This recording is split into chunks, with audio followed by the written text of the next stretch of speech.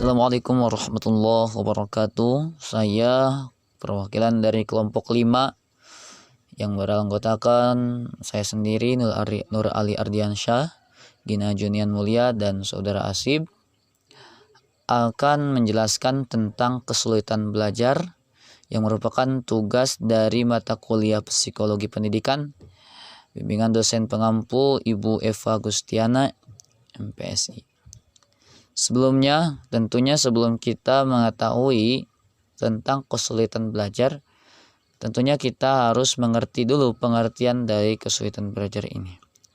Kesulitan belajar yang dikemukakan oleh Clement adalah kesulitan belajar adalah kondisi di mana anak dengan kemampuan inteligensi rata-rata atau di atas rata-rata namun memiliki ketidakmampuan atau kegagalan dalam belajar yang berkaitan dengan hambatan dalam proses persepsi, konseptualisasi, berbahasa, memori, serta pemusatan perhatian, penguasaan diri, dan fungsi integrasi sensori motorik.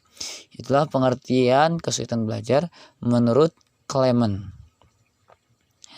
Tentunya ada beberapa faktor yang menyebabkan seorang siswa memiliki kesulitan dalam belajar.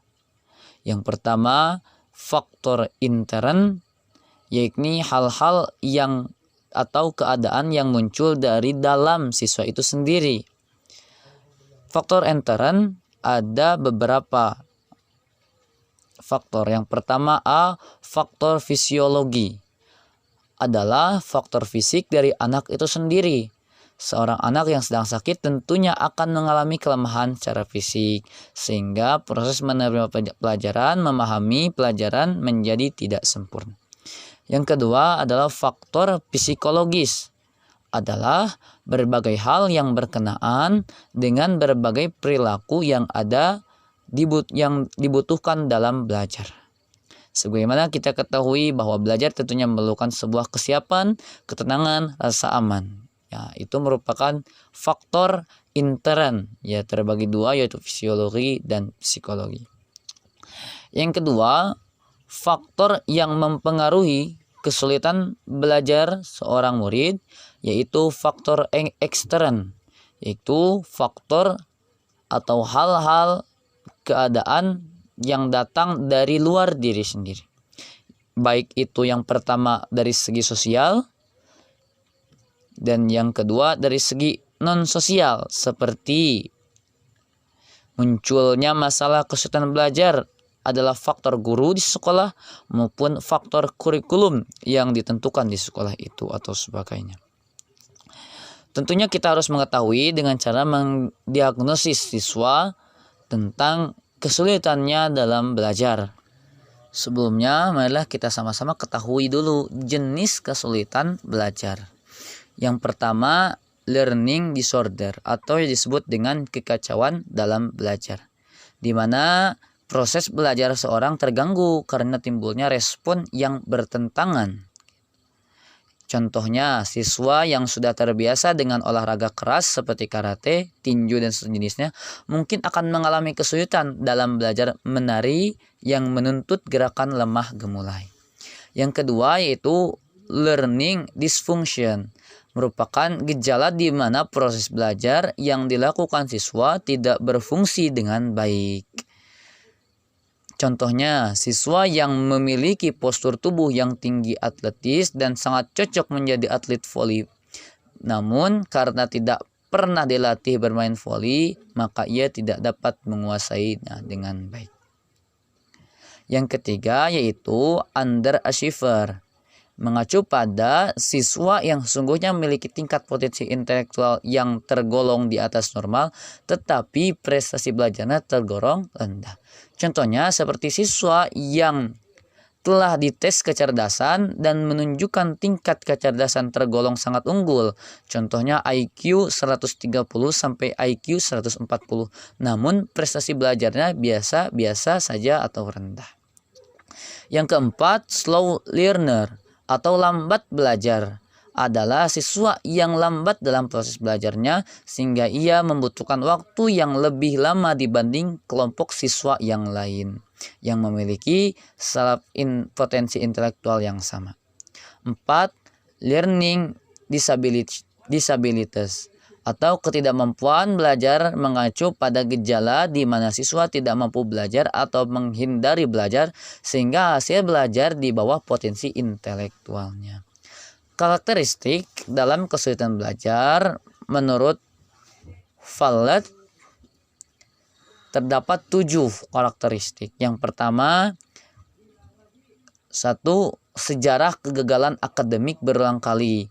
Pola kegagalan dalam mencapai prestasi belajar itu terjadi berulang-ulang. Yang kedua, hambatan fisik atau tubuh atau lingkungan berinteraksi dengan kesulitan belajar, adanya kelainan fisik. Misalnya penglihatan yang kurang jelas atau pendengaran yang terganggu. 3. Kelainan motivasional atau kegagalan berulang. Penolakan guru dan teman-teman sebayanya, tidak ada reinforcement. Semua itu atau sendiri-sendiri cenderung merendahkan mutu tindakan. 4. Kecemasan yang samar-samar, mirip kecemasan yang mengambang kegagalan yang berulang kali. 5. Perilaku berubah-ubah, dalam arti tidak konsisten, tidak terduga reputasi belajar anak, kesulitan belajar cenderung tidak konsisten. 6. Penilaian yang keliru karena tidak lengkap. Kesulitan belajar dapat timbul karena pemberian label kepada seorang anak berdasarkan informasi yang tidak lengkap. 7. Pendidikan dan pola asuh yang tidak memadai terhadap anak-anak yang tipe, mutu, penguasaan, dan urutan pengalaman belajarnya tidak mendukung proses belajar. Ciri-ciri kesulitan dalam belajar dan gejalanya, yang pertama, gangguan persepsi visual. Itu gangguan ketika melihat huruf atau angka dengan posisi yang berbeda yang tertulis sehingga seringkali terbalik dalam menulisannya. Yang kedua, gangguan persepsi auditori, yaitu sulit membedakan bunyi, sulit memahami perintah, dan bingung atau kacau dalam bunyi yang datang dari berbagai penjuru. Yang ketiga, yaitu gangguan belajar bahasa, sulit memahami atau menangkap apa yang dikatakan orang kepadanya. 4. Gangguan perseptual motorik, yaitu kesulitan motorik halus seperti sulit mewarnai, menggunting, menempel, dan lain sebagainya. 5.